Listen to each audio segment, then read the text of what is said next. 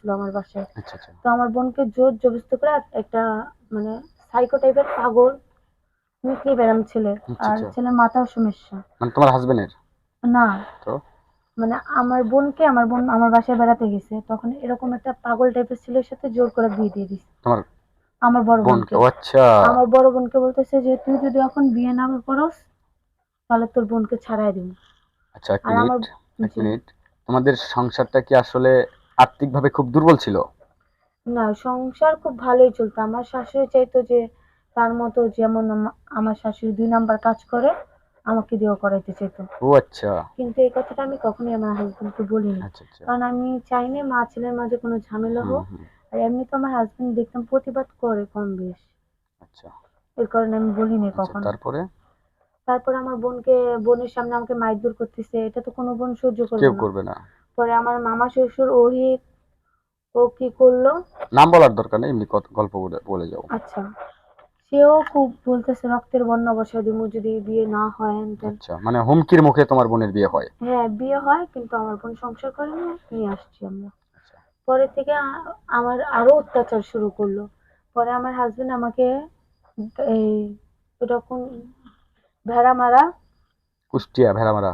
জি কুষ্টিয়া ভেড়ামারা ২ মাস ভাড়া ছিলাম এক নানার তোমার বাসায়। হাজবেন্ডকে নিয়ে? হ্যাঁ না, আচ্ছা আমার তোমার হাজবেন্ড নেই। হাজবেন্ড তোমার চেয়ে বয়সে কি খুব বেশি ছিল নাকি সমবয়সী প্রায়? না, সমবয়সী না। সে আমার ৬ বছরের, ৬-৭ বছর বড়। বুঝতে পারছি। পরে মনে করেন কি এরকমটা হয়েছে, পরে ওখানে ছিলাম আমার শাশুড়ি ভাও মাও দিয়ে যায় আনছে, আনার পর আবারও অত্যাচার মাইধুর। পরে আমার ভাসুর জিন্নাত আর তার ওয়াইফ আছে, তারা মিল্লা মনে করেন কি প্রচুর অত্যাচার। আর আমার শাশুড়ি অত্যাচার করে, সে ওখান থেকে আইসা তারপর বিচার করে আমার হাজবেন্ডকে মারে, আমাকে মারে, আচ্ছা প্রচুর মারধর করে। পরে জিন্নাত এগুলো করার পর আমার ভাসুর, তারপর আমার হাজবেন্ড আমাকে ভালোবাসে। আচ্ছা আর তখন আমার বেবি পেটে। আচ্ছা বেবি। আচ্ছা হ্যাঁ তোমার এই আমার, অল্প বয়সে আবার বাচ্চাও পেটে? জি, আচ্ছা। তখন মনে করেন ওই অবস্থা আমার শাশুড়ি আমার পেটের ভিতরে মারছে। তারপর ধাক্কা মারা মানে ঘরের থেকে নিচে গাছের লাগে বাড়ি খাওয়াইছে। আচ্ছা এতে বেবির ক্ষতি হয়েছিল না? হালকা একটু আঘাত লাগছিল মাথায়। তাতে কি বেবি এখন সুস্থ আছে? এখন সুস্থ আছে ও আলহামদুলিল্লাহ। আচ্ছা। পরে আমার ভাসুর কি করলো, বাইর করে দিল। বাইর করে দিল। পরে আমার যে হাজবেন্ড আমাকে নিয়ে ঢাকা চলে আসলো, আমার মার বাসায় থাকতাম। হাজবেন্ড অন্য জায়গায় থেকে কাজ করতো, কিন্তু একটা টাকাও দিত না। শুধু খাওয়া দিত? খাওয়া বাসায়? মাওয়া কিছু দিত না। তাহলে কাজ করে কেমনে? ও ওখানে থাইকা কাজ করে কারখানায় থাইকা, আর সপ্তাহে ২ বার ৩ বার আমাদের বাসায় আসে, এসব বেতন ঘুরে বেতন দেয় যায়। না? মনে করি বেতন দেয় সবই, কিন্তু টাকা আমারে ও দেয় না। আচ্ছা বুঝতে পারছি, মানে ও আমি তো বেতন আমার ঠিকই বাপের পাচ্ছে, বাড়িতে ওর মার থাকি। কাছে টাকা পাঠায় দেয়, আর তোমার খাওয়া খরচ দেয় না? মার কাছে দেয় কিনা সেটা আমি যেখানে হোক জানি না। দেয়, সাইড করে টাকাটা, তোমাকে কোনো খাল খরচ না, দেয় না? আমাকে কিছু দেয় না। যখন বুঝতে আমাদের পারছি। বাসায় আসতো তখন ওর মন চাইলে কিছু নিয়ে আসতো, না মন চাইলে আইসা আমার একটু ঘুরতে নিত, আচ্ছা এতটুকুই। আর আমি মার বাসায় থাকতাম, মা বাপি সব। মানে ও বলতে পারবো না যে আমি যে প্রেগনেন্ট ছিলাম আমারে একটা মানে মিক্সি কিভাবে কিনা দেয়। আচ্ছা। কিন্তু ইস, ওরে আমি বিয়ে করছি ঠিকই।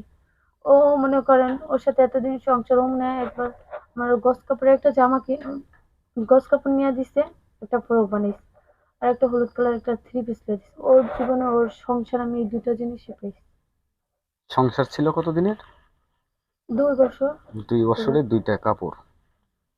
মানে আচ্ছা। একবারই দিছে বিয়ের ও পরে আচ্ছা 2টা আচ্ছা কাপড়, তারপরে দুইটাই। তারপরে? তারপর মনে করেন হইলো এরকম। পরে মনে করেন হঠাৎ একদিন আমাদের বাসায় মানে গ্রামে আসছে, বলে যে মালসামানা গুলো নিয়ে আসি। এটা বলে গ্রামে গেছে, পরে আর মালসামানা আনে নাই, একাই চলে আসছে। যেদিন আসছে ওদিনকে কল আসছে যে ওর আম্মুকে পুলিশে ধরছে পাঁচ মানে কেজি গাঁজা নিয়ে। তোমার শাশুড়িকে? হ্যাঁ, 5 কেজি আচ্ছা গাঁজা আর আচ্ছা হচ্ছে ইয়াবা 2 প্যাকেট আচ্ছা আচ্ছা।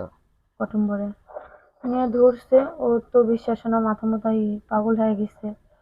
পরে ওই অবস্থা, আমার শুল খুবই মানে আমার বাচ্চাও ডেট চলে আসছে, মানে ডেলিভারি হওয়ার ডেট হয়ে গেছে? সময় এসে পড়ছে। আচ্ছা 2 মাস মনে হয় বাকি, নাকি 1.5 মাস। যাই হোক। পরে ও তো একা একা যাইতে চাইতে, স্যার ও একা গেলে ওখানে কি করবো, টেনশনে মরে যাবে। কে খাওয়াবে, কে কি করবে, ওরে তো দেখার মতো কেউ নেই ওই জায়গায়। আচ্ছা। পরে আমি এটা ভেবে যাইতে চাই, আমার মা বলে যে তোমার জ্বালাবো না এই অবস্থায়, তোমার এমনি দেখতে পারে না, হুম সেটাই তো। মাইরা ফেলতে চায়। তারপর তুমি এখন যদি যাও তোমার মায়েরাই ফেলবো। হ্যাঁ, স্বাভাবিক। পরে আমার মা দিতে চায় না, পরে তারপর আমি জোর করে আমার হাজবেন্ডের সাথে গেলাম। আমার হাজবেন্ডের কাছে টাকাও ছিল না, আমার জমানো কিছু টাকা ছিল ওরে দিলাম, দিয়ে গেলাম।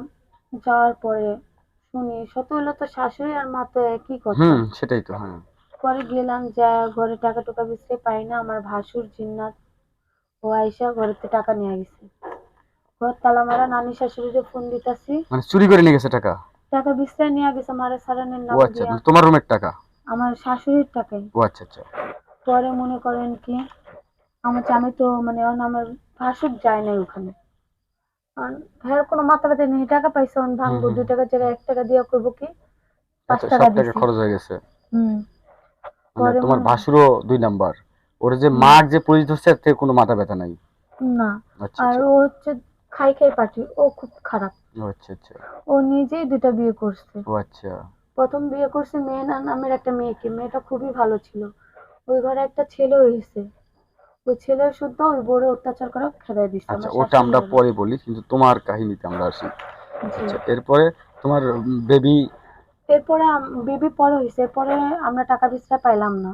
আচ্ছা আচ্ছা। পরে আমি নিজের গয়না আমি দিলাম, দেওয়ার পর আমার জামাইয়ের বাইক বিক্রি করে, আমার গয়না বিক্রি করে আমার শাশুড়ি দেখলো, ছাড়াইলো, আমিও দৌড়াদৌড়ি করলাম। আচ্ছা পরে ছোট খালা শাশুড়ি সাবিনা, এই সাবিনাও ছিল।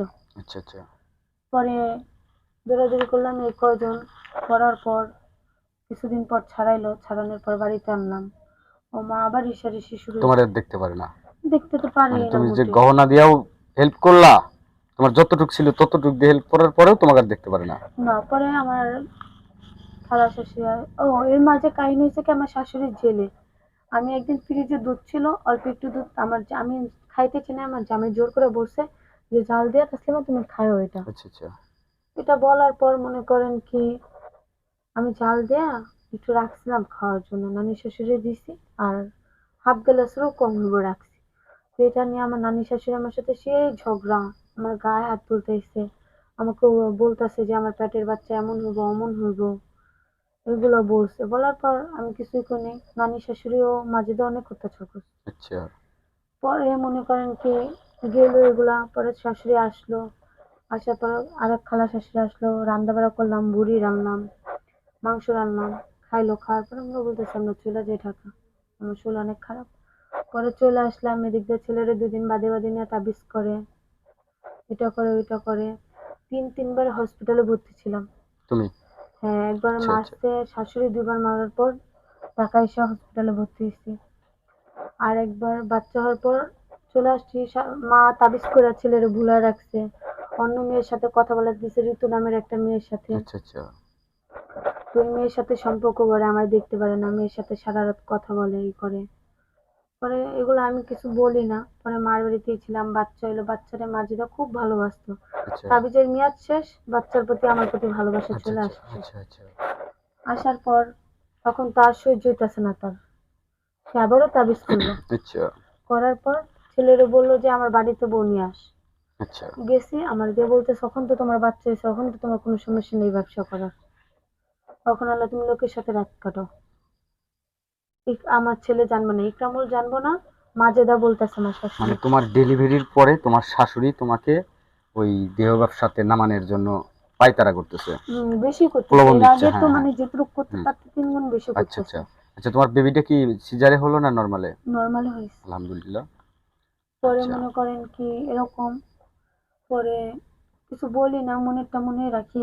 বাচ্চা খুব অসুস্থ, জ্বর ঠান্ডা, তখন তো আমি নিজেই তখনই বুঝি না, তখন আমার হুম বয়স 16 হুম হুম। 17 তো পড়ো, তো তখনই আমি কি বুঝি, বুঝি না। তারপর আমার শাশুড়ি হাত দিয়ে আমার বাচ্চাটাকে একটু ছুঁয়েও নেই। আচ্ছা হাজবেন্ড ওষুধ এনে দিছে, ওই ওষুধ খাওয়াবো কিভাবে আমি সেটাও বুঝতেছি না। আচ্ছা। সে আবার গেছে তার বন্ধুদের সাথে পিকনিকে, আচ্ছা। বাগানে পিকনিক করতে।